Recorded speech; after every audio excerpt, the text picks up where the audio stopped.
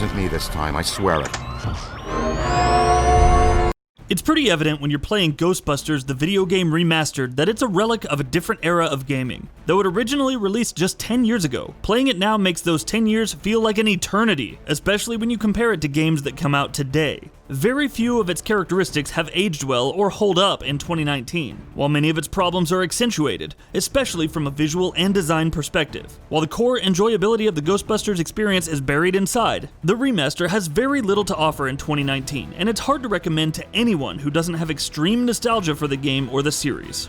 The gameplay in the remaster is just as it was in the original. You'll find yourself faced with ghosts of all kinds, forcing you to shoot them with your photon cannon and capture them in your traps. As pure gameplay goes, this is a simple and fun process, and it's pretty rewarding when you're able to beat the biggest enemies. It does get a bit repetitive at times though, especially in the trapping process. Understandably, enemies seem pretty hesitant to be trapped, but the process of getting them into the traps, even with all the upgrades to the process, is somewhat frustrating because any misstep restarts the whole process, which can come back to bite you, especially when you're facing a group of strong enemies. The gameplay is most preferable in short doses because of this frustration. When you jump into the game, you'll quickly have the satisfaction of defeating the numerous enemies that you're faced with, especially when you're against tougher ones. When you begin to play in longer spurts though, the gameplay's flaws start to become more clear. The aiming can become pretty floaty, most evidently when you're trying to bring down ghosts that move around the arenas quickly, and the button combinations to capture the ghosts force you to use the claw-hand combination on your controller pretty frequently. The primary and most prominent problem with the gameplay though is that its archaic design has not aged well and it's very outdated in today's landscape.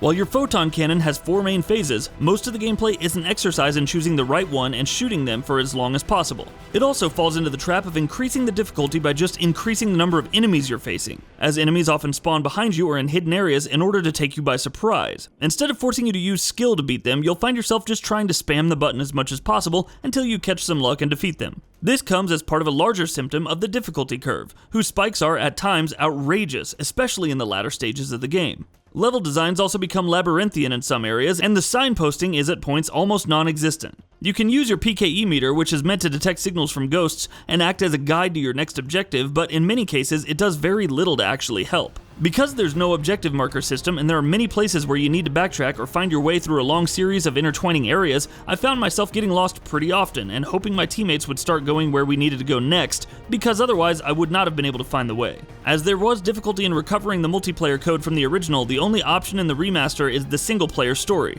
For most of the game, you'll be in a team of up to 5 Ghostbusters, and you'll need to be working in a team with them in order to keep everyone alive. Unfortunately, this means that a lot of the game is focused on you locating your downed teammates and reviving them, or being downed yourself and waiting on them to revive you. Unfortunately, your teammate's AI is another aspect that kinda shows its age, because they will usually stop at nothing to revive you, even if it means downing themselves and failing the mission. Even when you're not down, you'll usually be the one who has to take down the majority of the enemies. It makes for a system that's not really fun when you're alone, because the mission immediately fails if you die. But when you're in a team, it feels like you have the highest workload and have to make up for the lack of work that they are doing. The narrative is the aspect of this remaster that holds up the best though, primarily because of the humor infused throughout. As it was in the original, you're getting another Ghostbusters story that hits a lot of the themes of the movies, and Bill Murray's humor is just timeless. While the story isn't necessarily saying anything particularly special, it hits a lot of the points that Ghostbusters fans will enjoy, and there's a lot of fan service for the fans of the movies. Outside of cutscenes, the banter is often funny and enjoyable, though it gets a little repetitive because there aren't too many unscripted lines, and you'll be hearing the same jokes multiple times if you die often. One of the most difficult aspects of the game to reconcile as a release in 2019 is the presentation itself. While the graphics are slightly upgraded from the original 2009 release, I would have believed you if you told me I was playing this on PS3 or Xbox 360. Textures are flat and often unappealing. The lighting is inconsistent, and the environments, while diverse throughout the game, are unimpressive. While it's nice to meet the stay-puffed Marshmallow Man, the number of times you're impressed with the game's visuals is vastly outnumbered by the number of times you'll find yourself wondering if textures haven't loaded yet. In terms of its performance, it's also pretty inconsistent. I had a few crashes and consistent stuttering, and AI teammates would frequently get stuck or not trigger their script, forcing me to restart checkpoints. Ghostbusters, the video game remastered, is a game that comes from a different time and whose age just doesn't show that well.